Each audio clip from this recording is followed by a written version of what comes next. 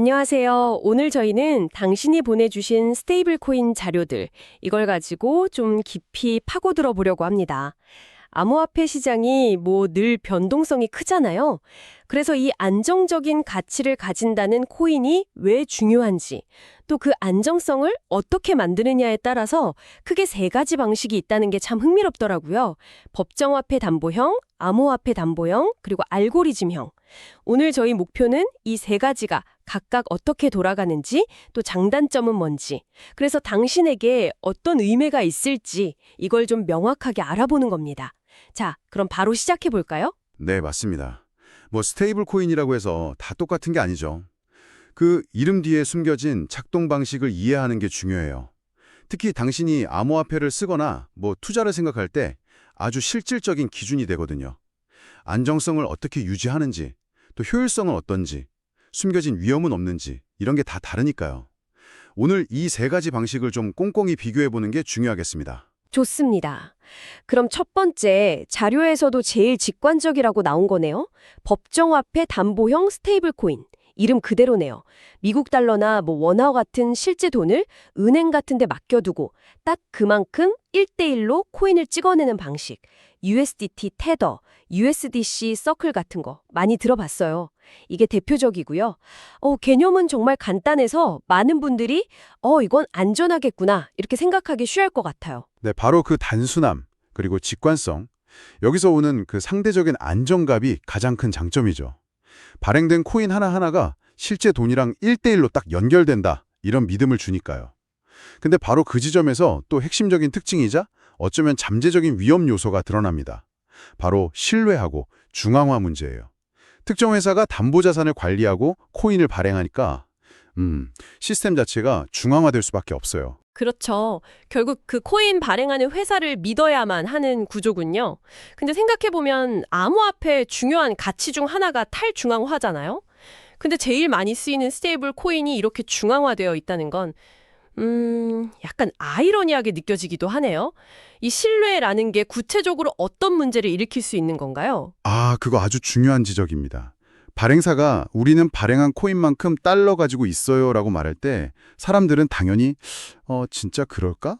그 준비금은 안전한가? 언제든 1대1로 바꿔줄 수 있나? 이런 질문을 하게 되죠. 실제로 과거에 일부 회사들이 준비금 증명을 좀 제대로 못하거나 운영 방식이 불투명해서 논란이 된 적도 있었고요.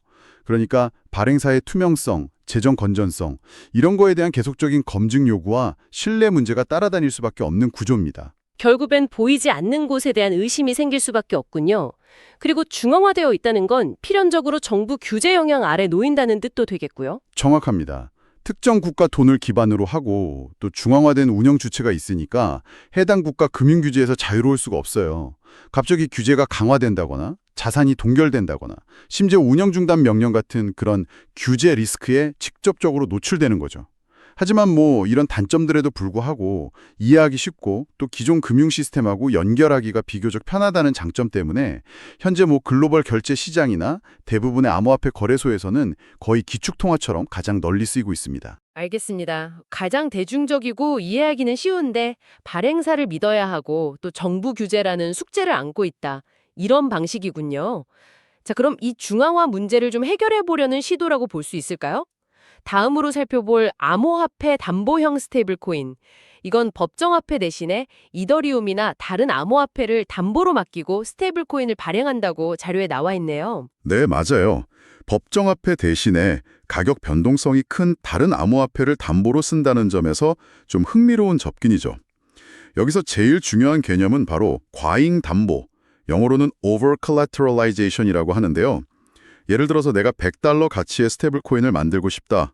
그러면 뭐 150달러나 200달러 어치의 이더리움처럼 훨씬 더 높은 가치의 암호화폐를 담보로 맡겨야 해요.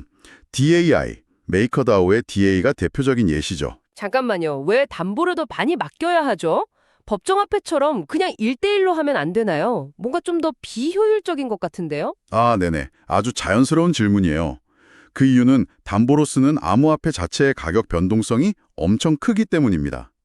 이더리움 가격이 뭐 하루에도 10% 넘게 오르락내리락 할 수 있잖아요. 이걸 생각해보면 1대1 담보는 너무 위험해요. 만약에 담보로 맡긴 이더리움 가치가 확 떨어져서 발행된 스테이블 코인 가치보다 낮아지면 그럼 그 스테이블 코인의 1달러 가치를 더 이상 보장할 수가 없게 되겠죠. 그래서 과잉 담보는 이런 담보 가치 하락에 대비하는 일종의 완충지대 혹은 안전장치 역할을 하는 겁니다. 아하, 담보물의 가격 변동 위험을 흡수하려고 미리 더 많이 받아두는 거군요. 마치 변동성 큰 자산으로 대출받을 때 담보 더 많이 요구하는 거랑 비슷하네요. 이 방식의 가장 큰 매력은 역시 탈중앙화에 있는 거겠죠? 그렇습니다. 이 방식의 핵심 장점은 바로 스마트 컨트랙트로 운영된다는 거예요.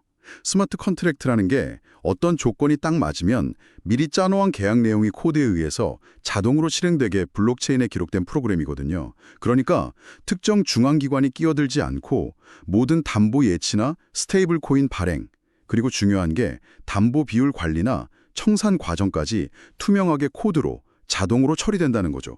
누구나 블록체인에서 이 과정을 확인할 수 있으니까 탈중앙성이랑 투명성이 높다고 할 수 있습니다. 스마트 컨트랙트, 그러니까 자동 실행 계약 코드가 중간 관리자 없이 규칙대로 딱딱 처리한다는 거군요. 이게 바로 탈중앙화의 핵심이네요. 하지만 뭐 장점만 있지는 않겠죠? 물론이죠. 우선 법정화폐 담보형보다는 구조가 훨씬 복잡하고 이해하기가 좀 어렵다는 단점이 있어요. 과잉 담보 비율이 얼마인지, 청산 조건은 뭔지 이런 걸 사용자가 직접 이해하고 관리해야 하죠. 그리고 가장 큰 위험은 아까 말씀드린 청산 리스크입니다. 담보로 맡긴 암호화폐 가격이 특정 수준 아래로 확 떨어지면 시스템이 스테이블 코인 가치를 지키려고 담보물을 강제로 팔아버려요. 청산이죠. 사용자는 자기 의지랑 상관없이 담보 자산을 생각보다 낮은 가격에 잃을 수도 있는 그런 위험이 있습니다. 투명하고 탈중앙화되어 있는 건 좋은데 그 대가로 복잡하고 또 내 담보 자산이 강제로 팔릴 위험을 감수해야 한다. 이런 거군요. 그럼 이런 종류의 스테이블 코인은 주로 어디서 쓰이나요? 주로 탈중앙 금융, 그러니까 디파이 생태계에서 핵심적인 역할을 합니다. 디파이가 은행이나 증권사 같은 기존 금융 중개 기반 없이 블록체인이랑 스마트 컨트랙트 기술로 예금, 대출, 투자 같은 다양한 금융 서비스를 제공하려는 시도잖아요. 암호화폐 담보 스테이블 코인은 이 디파이 프로토콜 안에서 다른 자산을 빌릴 때 담보로 쓰거나 아니면 탈중앙화 거래소에서 다른 토큰이랑 교환하는 매개체로 활발하게 사용됩니다. 중앙화된 시스템에서 벗어나려는 디파이 철학하고 잘 맞는 거죠. 아, 디파이 서비스의 중요한 부품 같은 거군요. 자, 이제 마지막 세 번째 방식입니다. 자료 보면서 가장 흥미롭기도 하고 동시에 가장 좀 논란이 많아 보이는 방식인데요. 바로 담보가 아예 없는 알고리즘형 스테이블 코인. 야, 이건 정말 대담한 시도 같아요. 네, 개념적으로는 진짜 가장 혁신적이라고 할 수 있습니다. 실물 자산이나 다른 암호화폐 같은 담보물이 전혀 없이 오직 미리 설계된 알고리즘에 의존해서 스테이블 코인 공급량을 자동으로 조절해요. 그래서 가격을 목표치, 예를 들면 1달러에 안정시키려는 방식입니다. 이게 마치 중앙은행이 통화정책으로 시중 통화량 조절해서 물가 안정시키려는 거랑 좀 비슷한 면이 있어요. 구체적으로 어떻게 작동하는 건데요? 예를 들어서 코인 가격이 1달러보다 올라가면 어떻게 되죠? 가격이 1달러보다 높아진다. 그건 수요가 공급보다 많다는 뜻이겠죠. 이때 알고리즘이 자동으로 새로운 스테이블 코인을 발행해서 시장의 공급량을 늘립니다. 그럼 늘어난 공급이 가격을 다시 1달러 수준으로 끌어내리는 효과를 만드는 거죠. 반대로 가격이 1달러 아래로 떨어지면 이건 공급 과잉이잖아요. 그러면 알고리즘이 시장에서 스테이블 코인을 사들여서 소각하거나 아니면 연동된 다른 토큰, 주로 거버넌스 토큰 같은 걸 발행해서 스테이블 코인을 사들이게 유도하는 방식으로 공급량을 줄여요. 그래서 가격을 다시 끌어올리려고 시도하는 거죠. 프렉스나 앰플폴스 같은 코인들이 이런 방식을 쓰거나 좀 변형해서 쓰고 있고요. 안타깝게 실패로 끝난 UST, 테라도 이 계열이었습니다. 담보 없이 오직 코드만으로 가치를 만들고 유지한다니, 와, 만약 이게 안정적으로 잘 돌아간다면 담보 관리 비용도 없고 완전히 탈중앙화된 진짜 이상적인 스테이블 코인이 될 수도 있겠는데요. 자본 효율성도 제일 높을 것 같고요. 이론상으로는 그렇습니다.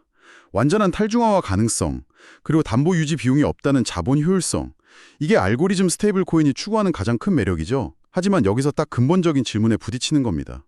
과연 담보라는 실질적인 가치 저장 수단 없이 오직 알고리즘이란 시장 참여자들의 기대만으로 이 예측 불가능한 암호화폐 시장의 극심한 변동성을 견디면서 안정성을 유지할 수 있을까 하는 거죠. 그리고 그 질문에 대한 답은 저희가 이미 봤듯이 아직은 어렵다였죠. 그렇습니다. 알고리즘형 스테이블 코인의 작동 방식은 본질적으로 시장 참여자들의 집단적인 믿음, 그러니까 이 알고리즘이 계속 1달러 가치를 지켜줄 거야 라는 신뢰에 극단적으로 의존해요. 근데 만약에 시장 전체에 극심한 공포 심리가 퍼진다거나 아니면 알고리즘 설계 자체에 결함이 있다거나 외부 공격에 취약하다는 게 발견되는 등 어떤 계기로 이 신뢰가 한순간에 무너지기 시작하면 그러면 가격 안정 메커니즘은 더 이상 작동하지 않습니다. 오히려 가격 하락이 공급량 조절 실패를 부르고 이게 다시 신뢰 하락과 가격 폭락으로 이어지는 악순환, 이른바 죽음의 소용돌이, 데스파이럴 현상이 발생할 수 있는 거죠. 과거 루나랑 UST 붕괴 사태가 바로 이 위험성을 아주 극명하게 보여준 비극적인 사례입니다. 결국 담보라는 실체가 없으니까 한번 신뢰가 무너지면 걷잡을 수 없이 와르르 무너지는 구조적인 취약성을 안고 있는 거군요. 맞습니다. 그래서 알고리즘형 스테이블 코인은 여전히 굉장히 실험적인 단계에 있고요. 어떤 면에서는 아주 민감하고 위험한 통화정책 실험장으로 보기도 합니다. 담보 기반 모델들에 비해서 본질적으로 훨씬 더 높은 수준의 리스크를 가지고 있다고 평가받는 이유죠. 자, 이렇게 세 가지 주요 스테이블 코인 구조를 다 살펴봤습니다. 법정화폐 담보형은 이해하기 쉽지만 중앙화와 신뢰 문제가 있고, 암호화폐 담보형은 탈중앙화되어 있지만 복잡하고 청산 리스크가 있고, 그리고 알고리즘형은 가장 이상적인 형태를 추구하지만 근본적인 취약성과 신뢰 상실 위험이 크다. 이런 점들을 확인했네요. 이제 이들을 좀 더 명확하게 비교 정리해 볼까요? 네, 몇 가지 핵심 기준으로 비교해보면 그 차이가 더 분명해질 겁니다. 첫째는 담보 방식이에요.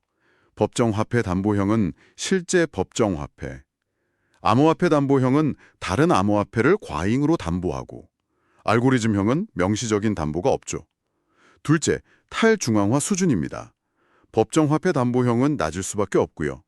암호화폐 담보형은 스마트 컨트랙트 기반이라 높고, 알고리즘형은 이론상으로는 가장 높지만 실제로는 거버넌스 구조에 따라 좀 달라질 수 있어요. 셋째, 주요 리스크입니다.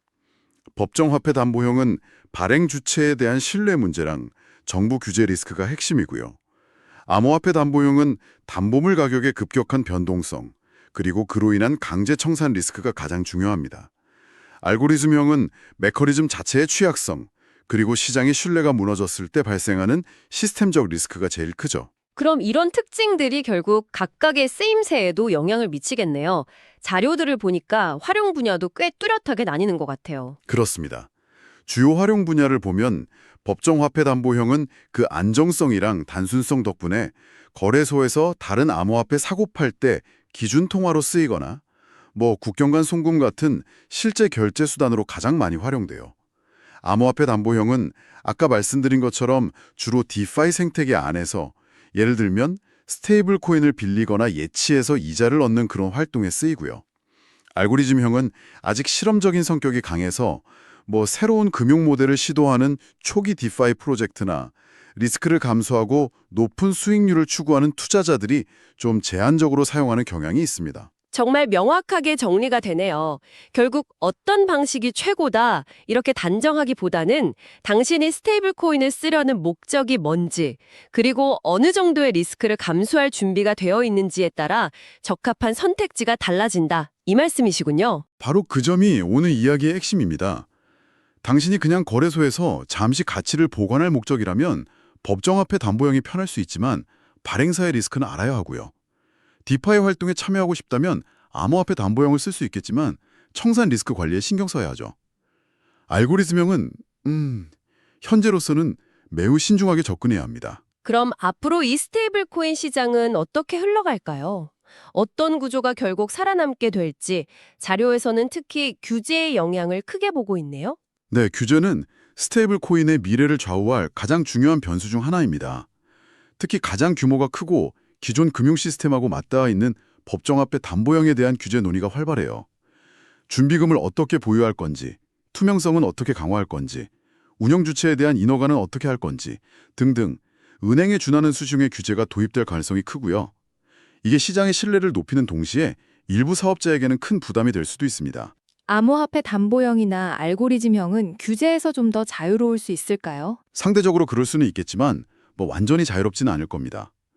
암호화폐 담보형은 기술적인 안정성, 예를 들어서 더 정교한 리스크 관리 모델이나 다양한 담보자산 포트폴리오 같은 걸로 시스템의 견고함을 증명해야 할 거고요.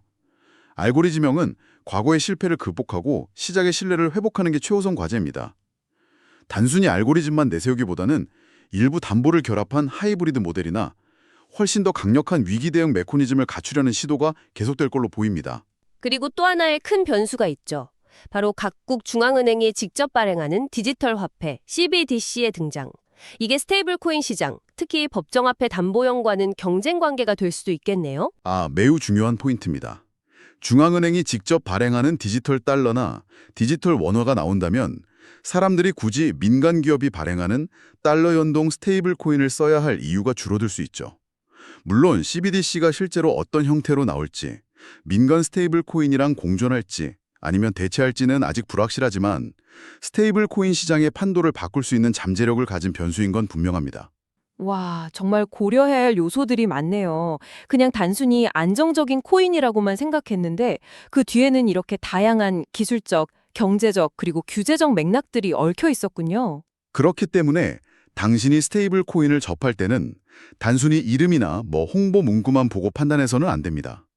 해당 스테이블 코인이 이 세 가지 구조 중에 어디에 속하는지, 그 구조가 어떤 장점과 내재된 위험을 가지는지, 발행 주체는 누구고 얼마나 투명하게 운영되는지 이런 것들을 좀 꼼꼼히 확인하는 습관이 중요해요. 결국 당신의 목적과 위험 감수 수준에 맞는 구조를 선택하는 것, 이게 현명한 사용자가 되기 위한 첫걸음입니다. 특히나 다른 길들이 있고 또 각기 다른 종류의 위험을 안고 있다는 점이 참 인상 깊었습니다. 자, 이제 마지막으로 당신에게 질문 하나를 던지면서 마무리할까 합니다.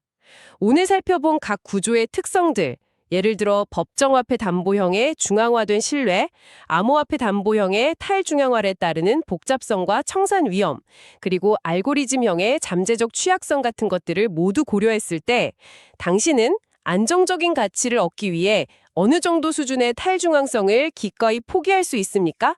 혹은 반대로 어느 정도 수준의 탈중앙성을 반드시 요구하시겠습니까? 이 질문에 대한 당신의 답이 앞으로 이 복잡한 스테이블 코인 세계를 항해하는 데 중요한 나침반이 되어줄 것입니다.